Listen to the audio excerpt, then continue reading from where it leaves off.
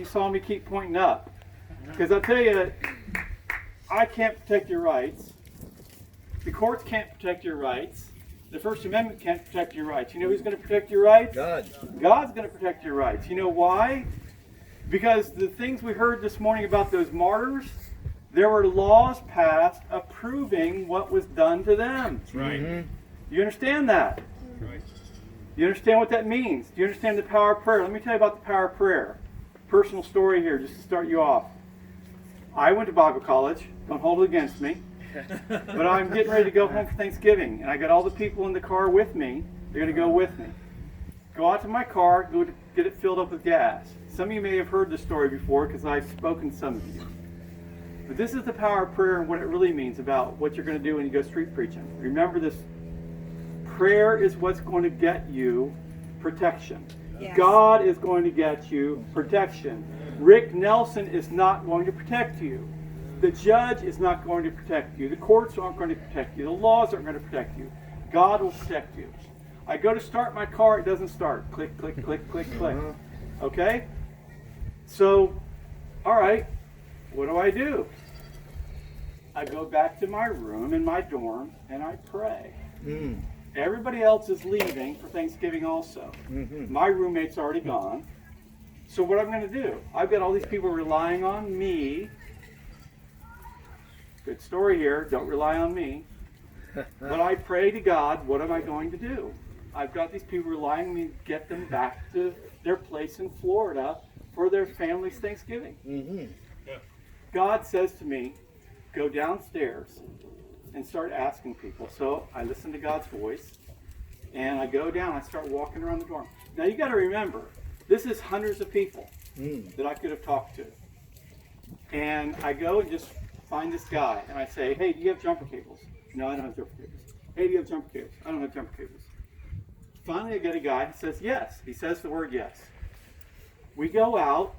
He drives his truck around to where my car is and pulls up with the jumper cables, puts them on. Mm-hmm. And click, click, click, click, click, click. Nothing happens. Okay? You ready for the power of God? What happens? Yep. He says, you know what? My roommate has a car just like yours. And he has a part that might work. And long story short, this roommate comes along. Of all the people I could have asked for jumper cables, Amen. this guy had the exact part I needed to put in my car, an electronic thing. We plugged it in, car started right up. Amen. Now you tell me that's not the power of God It is. responding to prayer. Yep. I didn't get on the phone and call AutoZone Nope. or Pet Boys. No. I got on my knees, literally on my knees in my room. That's the first thing I did. Amen. Don't pick up the phone and call Rick Nelson. Before you go out to preach, pray. Yes. If you forget that, there's nothing I can do for you. Because God has to be involved in your ministry. God has to be the one that's going to get you in your ministry zone so that you can hear His voice and do the things He wants you to do.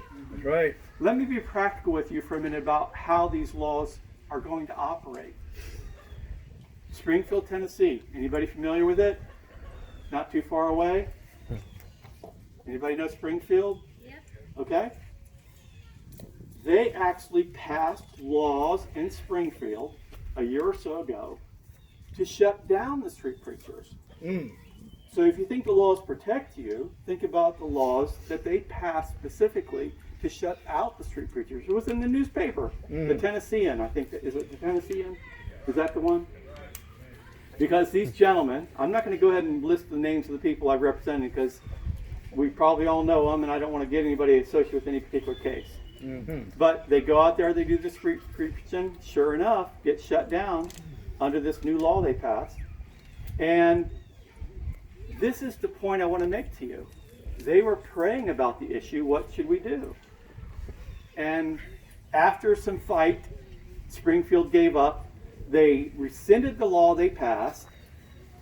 They agreed to train their officers so they would know better next time. And they paid these guys damages. Okay? That's Springfield. Here's a case, Murfreesboro. Anybody know Murfreesboro? Yeah. Okay? Murfreesboro, here's America for you, and the fact of how you think the First Amendment might protect you. Uh-huh. All right? A guy goes out there, you probably even know his name if I said it. He goes out to preach at a church because the church had invited a Unitarian. Does anybody know Unitarian? No. Everything's good, you know, we're Yeah. one big family, all Yeah. religions, you know, whatever you believe is great. He goes to say, that's not right. He's standing in front of the church, he's all alone. He's got a sign, a banner, maybe one of the ones that, you know, you guys have been producing. And I know what it says. I won't reveal the words on it. But basically, he's just preaching. He's saying, you're going in, you're listening to things that aren't of God. Uh-huh. And what happens? They call the cops. The church calls the cops Yeah. and says, get this guy out of here. Cops show up in force, of course, and they say, you need to go over here. Here's the public sidewalk. You need to go over here. He says, fine. I'll take my banner and I'll walk over here and I'll speak to people from the public sidewalk. Lo and behold, 10 minutes later, the sergeant comes along. The sergeant decides that's not good enough. The sergeant says, look, you've got to stop talking to these people. You're offending them. And he's got all this thing on video. We're going to talk about videos and things in a minute. And the sergeant, I can watch the video later, and the sergeant's saying, no, you're bothering these people. They don't want to hear what you have to say. You have to go. Now, you tell me, do you think it's right for an officer to come up and tell you you have to shut down your free speech because people are offended? Nope. No. But this is on the video. This is this year. This happened this year. Okay? So the guy says, okay, fine. I'll tell you what I'll do. I'll stop talking because he didn't want to go to jail. I'll just stop talking and I'll stand here and hold my sign on a public sidewalk. Is that okay? The sergeant responded, you either leave or you go to jail. Go home or go to jail. You cannot stand on a public sidewalk in the United States of America silently holding your sign. He was going to take him to jail. And so here's the dialogue that went on after that. Just a tidbit of what they tried to do. Disturbing the peace.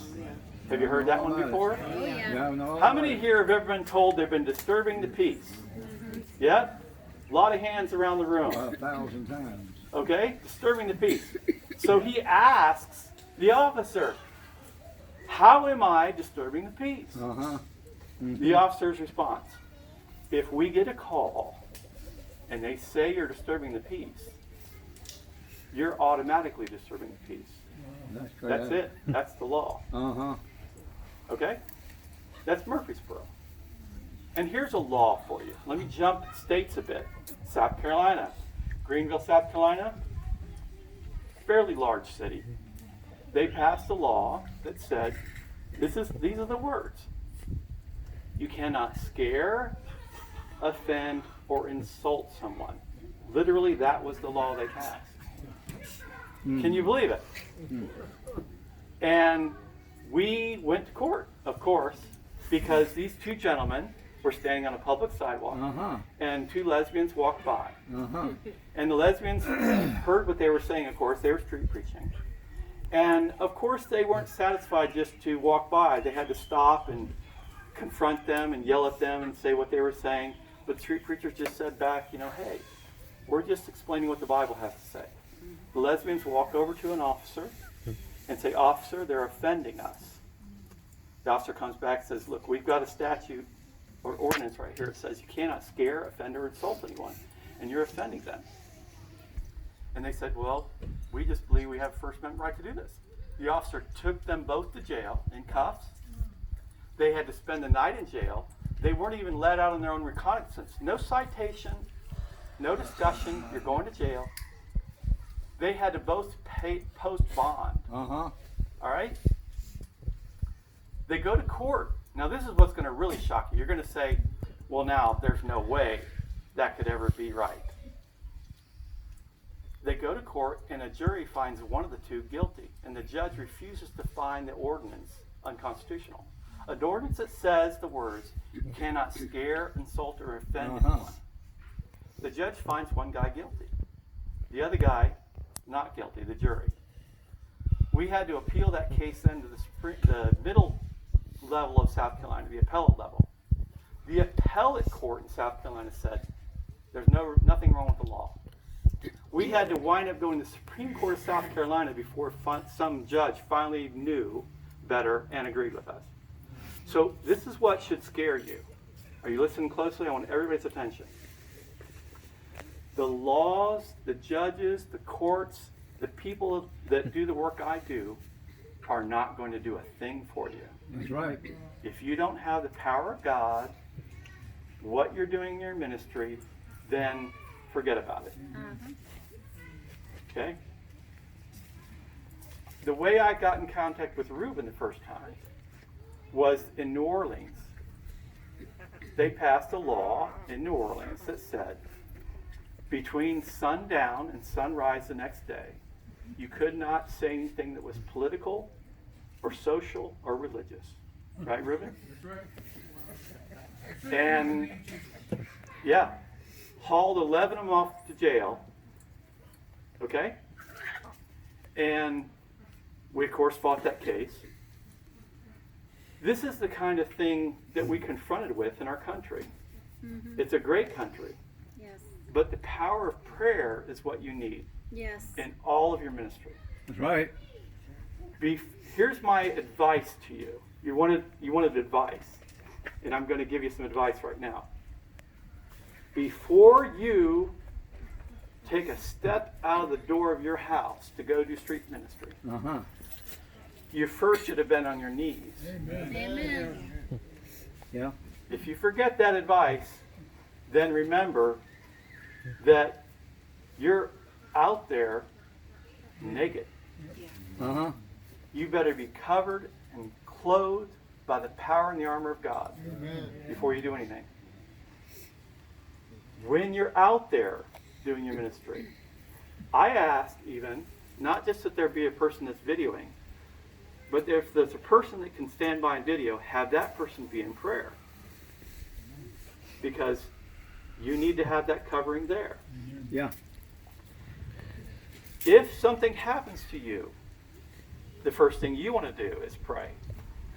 You remember a little story back long ago, some 2,000 years ago, some street preachers were out in Jerusalem. Uh-huh. They were hauled off to jail for sharing Jesus, weren't they? Yep. And what happened by the power of prayer? Who wants to tell me? Did they get out of jail? Were they released? Why? Yeah, they were. Not because some judge said so, but Nope. because the walls came tumbling down That's right. and the gates were thrown open That's right. and they walked out. Mm-hmm. That is the power of God.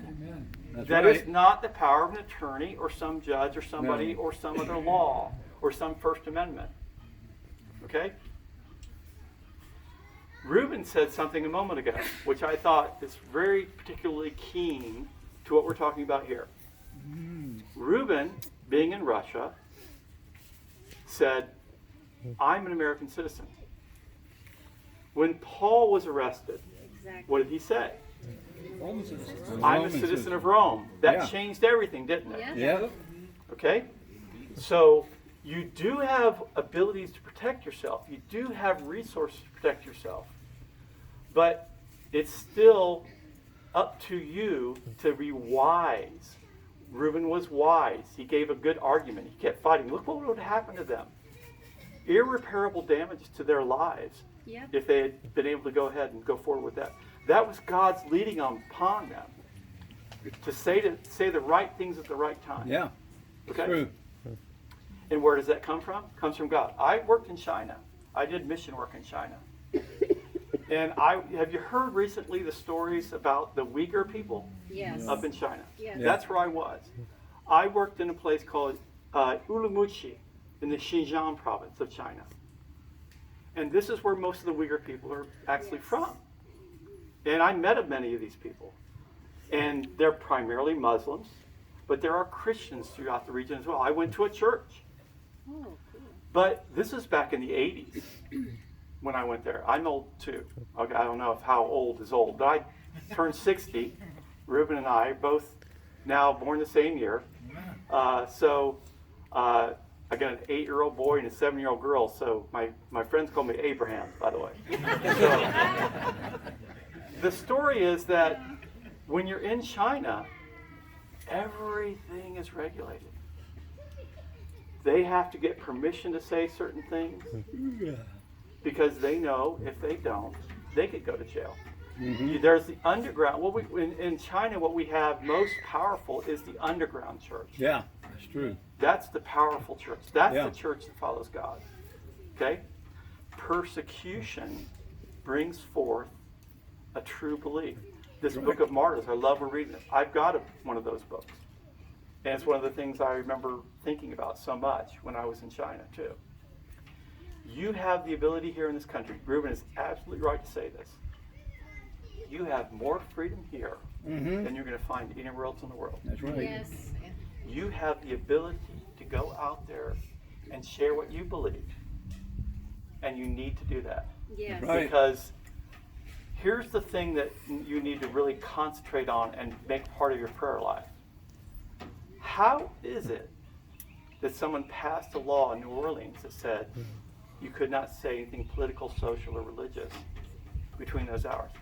How did that happen? How did they get to pass a law in Greenville, South Carolina that said Church didn't do nothing. you cannot scare, offend, or insult anyone? Who passed that law is my question. Who did that? Mm-hmm. People in power who had the ability to legislate, right? Yep. So if the people who can make those laws can make a law to take away your rights, then that is the scariest thing that's happening to our country. That's right. And that's why it needs to be part of your prayer life. Because have you noticed what the word says about when we get farther and farther away from God? People Yep. only want to hear things that tickle their ears. I sure do. Yep. Yep. Our society has gotten so lost in its focus that the people who make the laws that regulate our lives no longer even understand what is reasonable. They don't. Can you get that? Yep. And these are the people that are going to make laws that try to take away your freedoms. Okay? They already tried disturbing the peace. Yeah. Okay? They already tried, well, you're amplifying too loud. They're going to try all kinds of things. I see people in this audience right here that we've been able to help by the grace of God. And it's those things that we do when we pray that lead us as we help you. Okay? So, before I say anything and open the floor for questions, I want to say one last thing. The only thing we ask from you is that you pray for us. That's right. That's how you give the relationship That's right. to us. Okay? We don't charge anybody for anything. We don't do our cases for money. We have people who ask us, from time to time, they get in trouble, and then they know they've got the right to make a lawsuit. I had even a question this morning. If this happens to me and give me the facts, and then if I win the case, what kind of damages do we get out of that case? And I have to say something. It's clear we do bring a case for damages because it's true and it is important that the government pays a price for doing what they've done to you. It's important that the government understands, hey, we did wrong, and when they write that check, they remember that. And in the future, that's a thing, kind of a check on them politically. Because they know, hey, look what happened to us last time. We've had to write a big check to somebody. But we don't take your case for damages. We don't do it. We take your case for what? So that you can preach the gospel. Amen. Amen. Be aware that you need to think about that when you go out to preach too, and something happens, if you get arrested. You have to then be careful because that's going to affect your case in the end. Now, we do get damages for people. We're just settling a case right now for a couple street preachers. They're both getting $10,000. We had another case where people got $5,000 each. I had a guy in California, he got $40,000. But I don't want you to think about calling us to help you in a case because it's going to get you money. If that's the reason you're doing wrong motive. something, that's why you would call us to bring a lawsuit, we don't want your case. Wrong Right. motive. Okay, we just don't want it. We want to be able to protect the gospel. Yes. Right. Amen. We want to be able to protect you as you're standing in the front lines to do the things you're doing. Mm-hmm. And that's why we don't charge you anything. We take that burden on us with the risk that we may not ever get the money back. But thank God that most of the time we win. Yes. And the rare occasion we don't, it's usually because I was sharing with somebody actually this morning. Usually something is afoot that we find out later with the situation. Because obviously we think about your situation, your facts, the law. And we wouldn't go to court if we didn't feel like we had a strong enough reason to do so. In fact, let me interject here a footnote. One of the first things we're going to do if you ever contact us is we're going to try to avoid a lawsuit. Remember the story I told you a minute ago about the guy who just wanted to stand and hold his sign silently on a public sidewalk? We wrote a letter to the city. We wrote a letter to the city of Murfreesboro. We said, look, this is obviously a violation of constitutional rights. Right. Right. You know, call us up. I wrote the letter. I said, call us up. Let's talk about this. They never even wrote me back or called me one time. So the guy's on the phone with me saying, look, this is my hometown. I've been harassed by these cops constantly. We need to finally do something. So we went to court. And we won the case. He got damages. Okay? But you need to realize, I want to go back to my main point. The purpose we do our job is to give you assurance to the best we can that you have somebody who has your back. Okay? That assurance doesn't mean that you're going to get money out of the case. That assurance doesn't mean that you're going to win your case. What it means is that somebody's going to be there for you in case you have trouble. Yes. Now I'm going to give you a couple outlines. I want to break down an outline of things to help protect you. Okay? And then we're going to open up for questions. What do you want to do practically in order to be able to street preach by minimizing the threat to you when you're out there? Number one, I already said it. What is it? Pray. There you go. Number two, have someone record a video, one way or another. Somebody else is doing the video, or this guy who had the sign, he had the video attached to the pole of the sign. And he had the audio running the whole time. Yeah. Okay? Somewhere or another, you have to have your evidence. Let me tell you why that's important. Okay? Why you need video.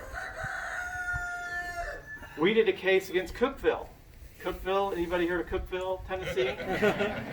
Okay. Yeah. We got a couple guys go out to a pride event in a public park, and they had their video. Right? Now, one of the things the case was turning on, as far as the defending of the case, the other side, without me getting too much of the weeds, was what the officers were told. In other words, that's what they made their defense on. It says that the officers told us, the officer's defense was, well, they told us this and this and this and this. And we got a request for their body cam video. Lo and behold, the one officer's video who we needed, it just disappeared. Oh my goodness. Now, my goodness gracious. That's just amazing. Another case we had, a guy, and I'm not, you would know his name, he gets arrested, and they take him to the jail. This is a small town now, okay? Little town. And they have to take him from the local jail to the county jail.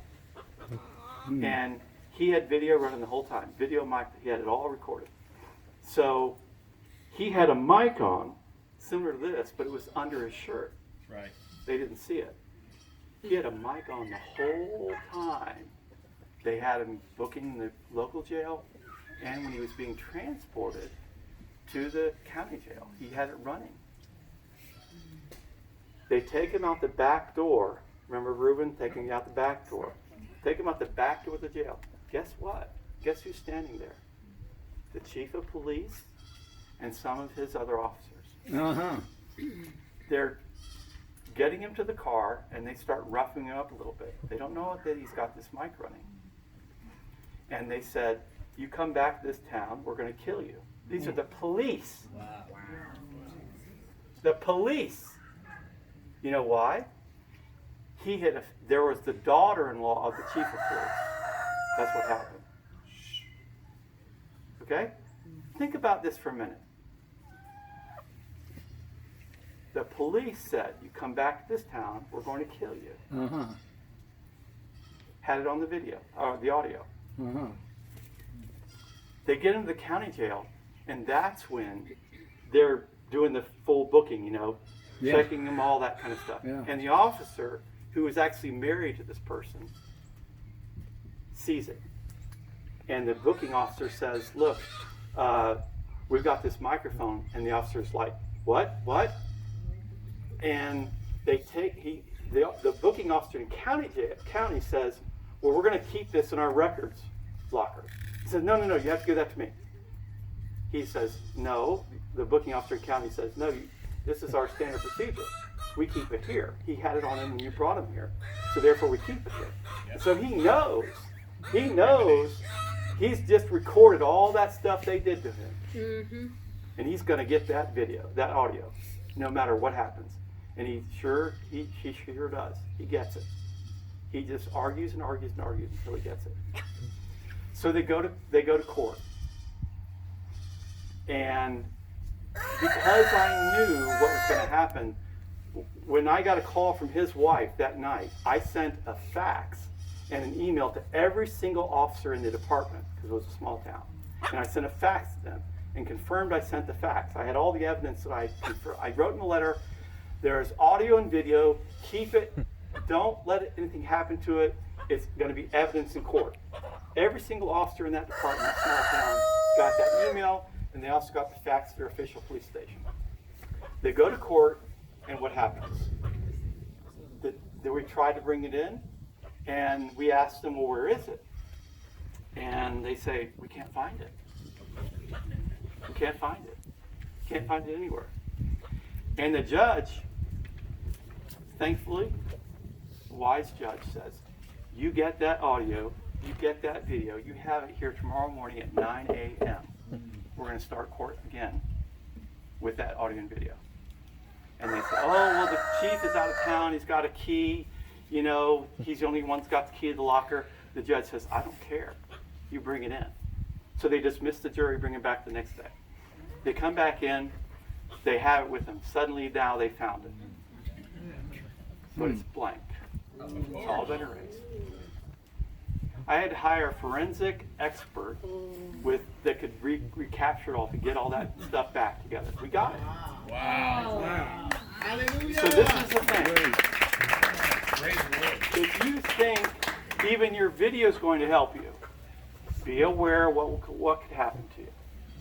So take video. Avoid, here's my next point on being practical. Avoid, what's the first one?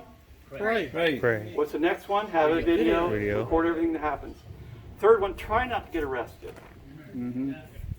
If you're arrested, it creates a whole different kind of case. I won't get into it too much to talk about. But avoid being arrested. Mm-hmm. If the officer does say to you, either leave or you're going to go to jail, or I'm going to have to cite you or something like that, then you've got enough at least to be able to make an argument to the judge. There's too much of the legalese to get into as to why that's important. But it's important to know that if you can avoid being arrested, and you can still get some evidence that they were going to enforce the law against you. That's the point I'm trying to make. They have to enforce the law, otherwise you don't have a challenge to what they're doing. Okay? So have that on video or some way. If they want to give you a citation, that's fine. A citation is fine. But avoid going to jail. Even a citation, it's better not to get a citation because then you have to fight through that. You have to go through the criminal process first. Yeah. Okay? And once you're arrested or something like that, stop talking. You know what they say? Anything can and will be used against you in a court of law? It Yeah. will. It will. They will twist it, Yep. turn it Yep. every which way you Yep. believe. Don't say a word. Just get out, make a call to your family. You'll have our contact details. Contact us. As Ruben mentioned, we have resources. We help people all over the country. All right? So that's what I have to kind of give to you in practical terms. Pray. Mm-hmm. Take your evidence. Get video. Try not to get arrested. And if you are arrested, stop talking.